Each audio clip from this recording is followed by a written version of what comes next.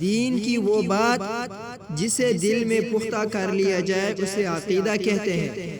موت کے بعد ہمیشہ آرام سے رہنے یا عذاب میں رہنے کا مدار جس چیز پر ہے اسے عقیدہ کہتے ہیں۔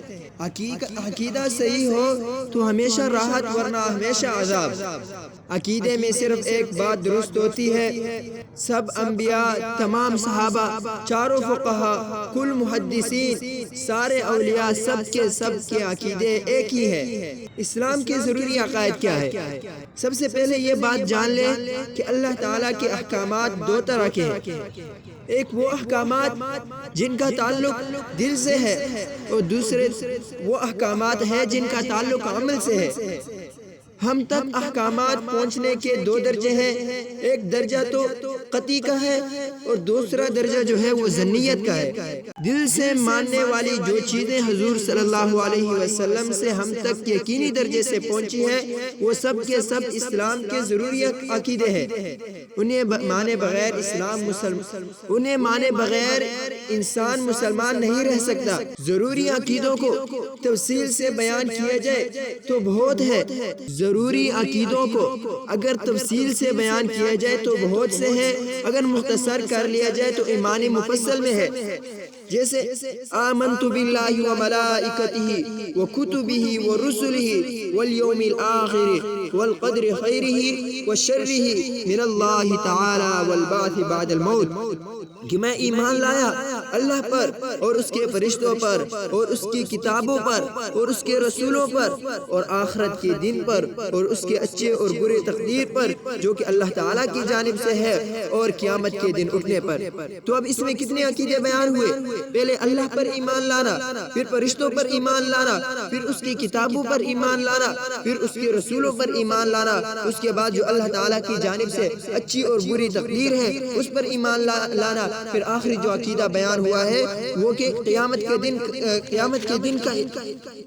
کے دن پر ایمان لانا کہ قیامت کے دن آئے گا۔ اگر اس سے بھی عقیدوں کو مختصر کیا جائے تو عقیدے کی تین بنیادی عقیدے ہوں گے۔ نمبر ایک توحید، نمبر دو رسالت اور نمبر تین قیامت۔ اگر اس سے بھی عقیدے کو مختصر کر لیا جائے تو کلمہ طیبہ میں دو چیزوں کا تذکرہ ہے، توحید اور رسالت۔ اور اگر اس سے بھی مختصر کیا جائے تو عقیدہ صرف لا الہ الا اللہ سب عقیدوں کی بنیاد ہے کہ اللہ پر ایمان لانا۔ عقیدہ کی اہمیت اور ضرورت۔ انسان کے پاس اپنا کچھ نہیں، سب کچھ دینے والی ذات کا شکر ادا کرنا ضروری ہے۔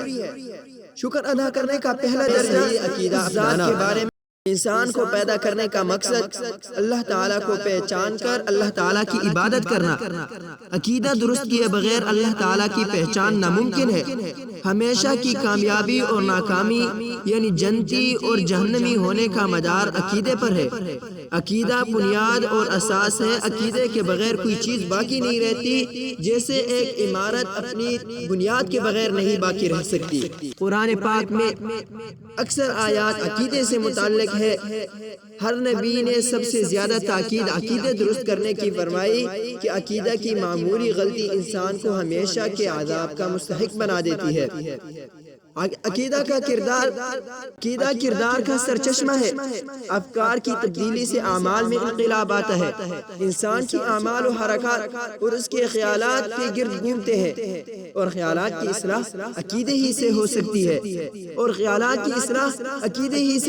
ہے، حدیث شریف میں آیا ہے کہ اگر دل صحیح ہو تو سارا بدن صحیح ہو جاتا ہے۔ عمل کی کوتاہی تو معاف ہو سکتی ہے لیکن عقیدے کی کوتاہی معاف نہیں ہوگی۔ انسان کی روحانی، اخلاقی اور تمدنی ترقی میں عقیدے کی خرابی بڑی رکاوٹ ہے۔ اس لیے انسانیت کی سب سے بڑی ضرورت عقیدہ کی اصلاح ہے۔ عقیدہ ہر وقت کی ضرورت ہے جسے ایک لمحہ کے لیے بھی نہیں چھوڑا جا سکتا۔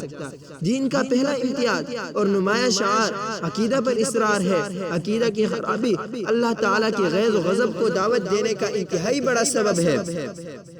عقیدہ بیج کی طرح ہے، بیج اچھا تو پھل بھی اچھا ہوگا، بیج خراب ہوگا تو پھل بھی خراب ہوگا۔ اگر عقیدہ اچھا ہوگا تو مسلمان شمار ہوگا، لیکن عقیدہ ہی خراب ہے، درخت کا پھل ہی خراب ہے تو درخت کہاں سے اچھا ہوگا؟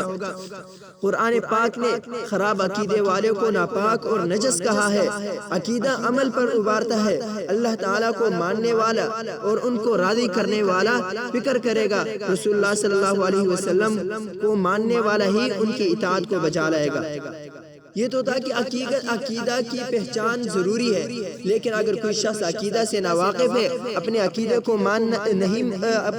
کو نہیں پہچانتا، اصل بات تو یہ کہ صحیح عقیدوں کا ماننا فرض ہے اور واقفیت کے بغیر ماننا ممکن نہیں۔ صحیح عقائد کا علم نہیں ہوگا تو اس صحیح اسلام کا علم نہیں ہوگا، صحیح عقائد کا علم نہیں ہوگا تو صحیح اسلام کا علم نہیں ہوگا، نتیجتاً انسان اسلام سے محروم رہ جائے گا، ہمیشہ کی نجات سے محروم رہ جائے گا۔